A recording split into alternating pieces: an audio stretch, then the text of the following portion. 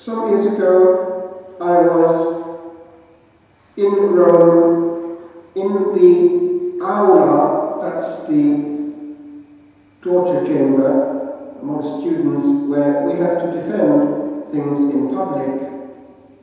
It was the same aula as John Paul II, as a young man, defended his. It was always the same example, and there are white and black pellets to be put in according to the judgment of the panel. Well, first time round it was, as I learned 3 days before, on this saint where I was to be examined.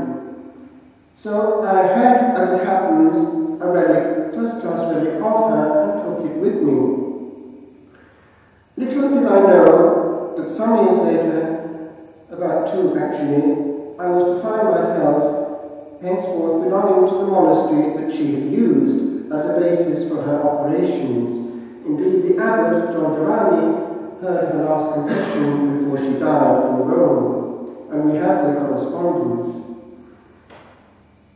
Little did I know also that habitually I would be celebrating just in front of her skull when I had to go on business with the community to Siena, because it would mean missing the High Mass in the monastery, and we had permission to celebrate in private just before her skull in the Dominican church where she was brought up. That Dominican church is dense with prayer.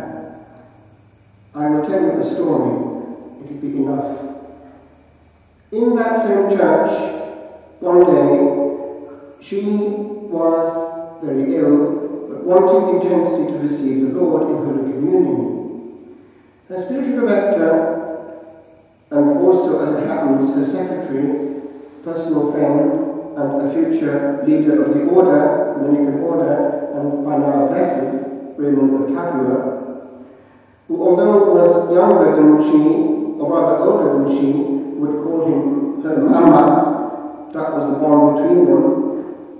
Well, he had not been inclined to celebrate that morning. It wasn't the custom to celebrate every day as yet. But something pulled him from within to celebrate the sacred mysteries. And so he did. At a certain point, he was breaking the host at what we call the fraction, and he broke it into 2 and then into 3, as you know. One particle goes into the chalice. But then something happened before his eyes. A 4th particle split off of its own accord and disappeared, and he was upset. He looked everywhere to this particle of consecrated bread, the Lord's body and blood, and couldn't find it. He concluded the celebration and, in distress, went to look for his superior to explain the sacrilege. On the way, he bumped into the prior of the Carthusians, who said to him, just the man I want to see Catherine. And so he took him to her, because he knew where she was and had access to her. The prior of the Carthusians sorted out his business, and Raymond went up to her and saw a twinkle in her eyes, and said to her quite sternly, "Have you got something to do with this?" And she calmly looked him in the eyes and said, "Father, in vain will you look for that particle. Did you take it?" "I didn't. The Lord did." The particle had flown from his hand across the air into the chapel, the private altar, where she was waiting patiently for the Lord to come. We see there 2 things. The intimacy of Jesus with his servant, and also the bonding of 2 beautiful souls in that same Jesus. For spiritual friendship is possible on a deep level only between 2 friends of the Lord.